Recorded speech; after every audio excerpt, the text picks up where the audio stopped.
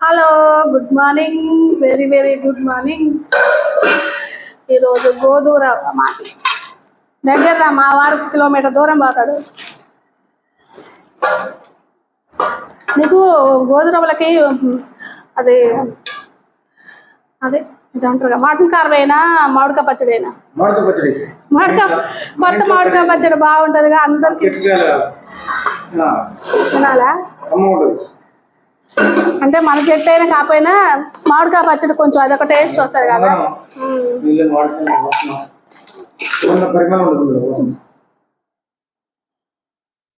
తాజా కూరలలో రాజా ఎవరంటే అవకాయేనంతా.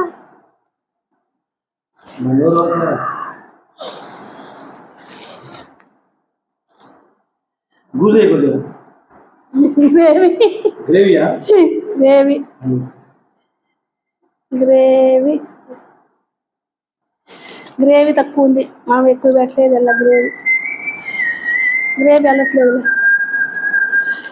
సరిపోద్దులే.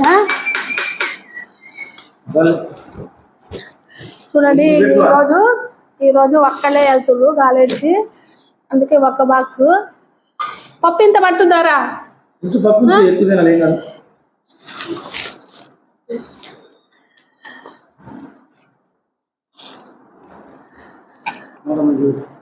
ఇది కొంచెం కాలుతుంది, ఇది చల్లారినాక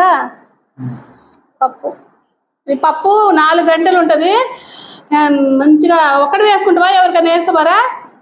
వేస్తావా చెప్పడు.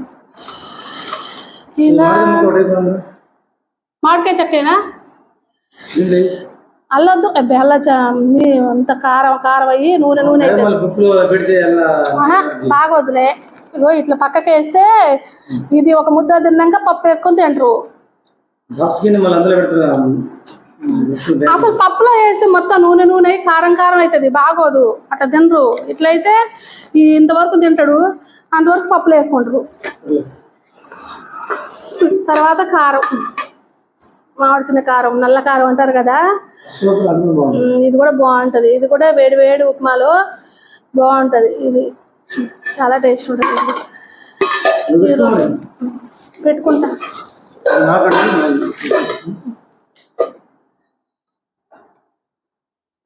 ఉప్పు సరిపోయిందో లేదో చూడలే. ఉప్మాలో తక్కువైనా తిను, ఎక్కువైనా తిను. తక్కువైనా తిను, ఎక్కువైనా తిను. నేను కూడా మామిడికాయ చెక్క వేసుకుంటా. కొంచెం పడదలే కానీ మామిడికాయ కొంచెం తినబుద్ధి అవుతుందిగా. ఇది ప్లాస్టిక్ కాదండి, ఈ డబ్బా ఫైబర్ డబ్బా. ఇది నేను ఒక అతను ప్లాస్టిక్ అన్నారు కదా, ప్లాస్టిక్ కాదు. ఇలా ఎత్తైతే పలుగుద్ది. ఇది పలిగేది. ప్లాస్టిక్ ఫైబర్ కూడా అంటే ప్లాస్టిక్ సంబంధించింది కానీ ఫైబర్ పర్లేదు, మంచిదే.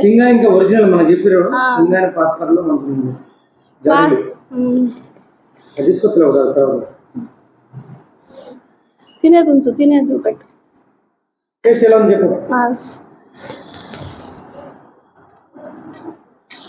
నాకు ఉప్మా కానీ ఇడ్లీ కానీ మొత్తం ఇలా కలుపుకొని ఇట్లా తింటా. ఇడ్లీ కూడా మొత్తం కలుపుకొని బాగుంది. ఇందులో ఉంటాయి అల్లం పీసులు వేస్తాం కదా. అల్లం ఎప్పుడైనా గోధుమ రవ్వలో, బొంబాయి రవ్వలో కూడా చిన్న అల్లాన్ని పీసుల్లా కట్ చేసి వేస్తే ఈ పంటికి తరుగుతుంటే చాలా టేస్ట్ ఉంటుంది. అందులో చాలా ఉడుకుతుంది కదా అల్లం పీసు తాలింపులో, భలే కమ్మగా వస్తుంది అన్నమాట.